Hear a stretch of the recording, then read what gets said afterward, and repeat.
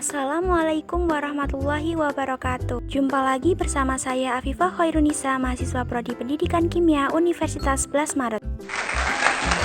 Kali ini kita akan belajar tentang nanoteknologi.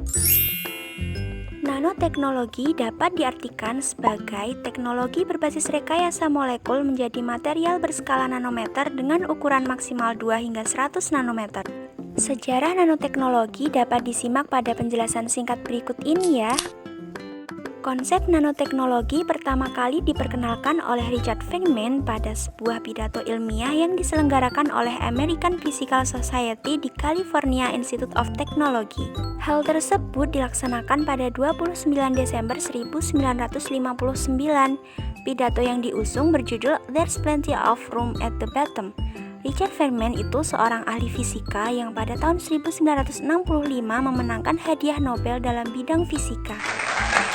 Adapun istilah nanoteknologi pertama kali diresmikan oleh Profesor Norio Taniguchi dari Tokyo Science University tahun 1974 dalam makalahnya yang berjudul On Basic Concept of Nanotechnology. Nah, pada tahun 1980-an, definisi dari nanoteknologi ini dieksplorasi lebih jauh lagi oleh Dr. Eric Drexler melalui karyanya dalam sebuah buku.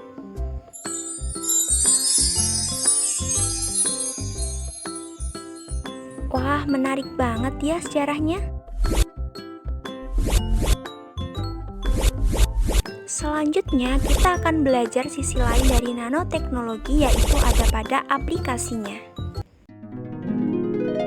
Yang akan kita pelajari adalah aplikasi nanoteknologi, peranan nanopartikel dalam penata laksanaan kanker di era targeting terapi sesuai dengan konsep artikel berikut ini. Hingga saat ini, kanker masih menjadi masalah kesehatan di berbagai negara di dunia dan merupakan penyebab kematian kedua di dunia. Kejadian kanker di dunia pada 2008 dilaporkan mencapai 12,7 juta atau sekitar 188 kasus per 100.000 penduduk. Adapun kematian akibat kanker sepanjang 2008 dilaporkan sebesar 7,6 juta di dunia atau sekitar 14% dari total semua kematian di dunia.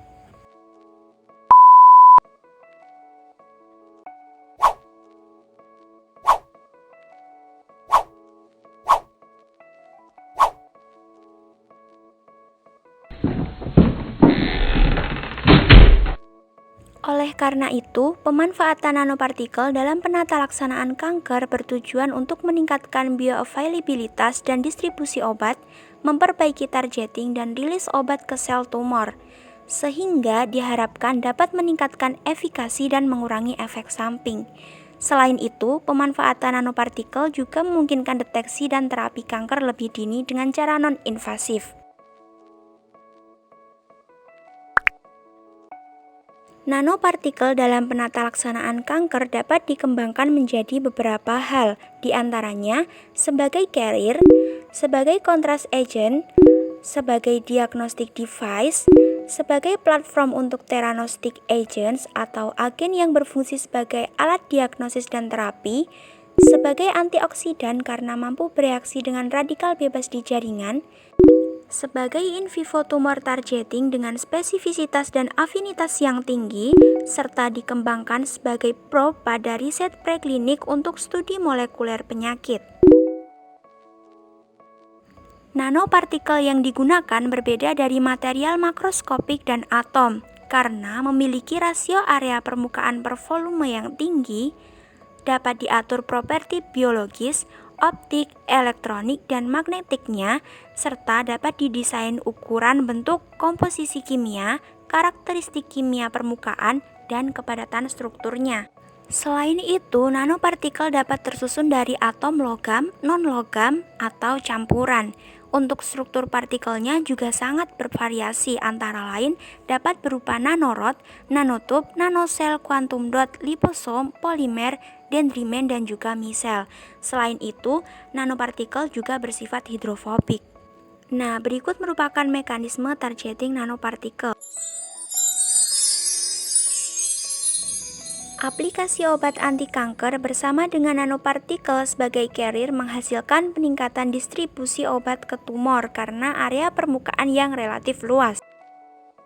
Selain itu, pada nanopartikel organik dengan inti yang kosong atau berpori memungkinkan enkapsulasi ratusan molekul obat dalam satu partikel carrier.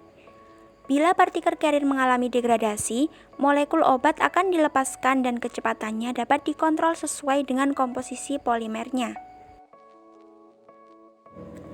Nah, nanopartikel dapat ditargetkan ke lokasi tumor melalui mekanisme targeting aktif dan pasif yang tertera sesuai pada gambar tersebut. Pada tipe pasif, nanopartikel yang masuk ke sirkulasi akan terakumulasi di lokasi tumor akibat peningkatan permeabilitas yang memungkinkan terjadinya ekstravasasi nanopartikel dari darah ke jaringan tumor dan efek retensi. Sedangkan pada tipe aktif umumnya digunakan molekul ligan seperti antibodi dan peptida untuk mengenali antigen tumor yang spesifik. Nah, nanopartikel ukuran 10 hingga 100 nanometer tidak difiltrasi oleh ginjal, sehingga akumulasi di tumor akan terjadi dalam waktu yang lama. Pada targeting aktif dan pasif yang terjadi ini juga memungkinkan adanya interaksi antara nanopartikel dan juga sistem imun dalam tubuh manusia.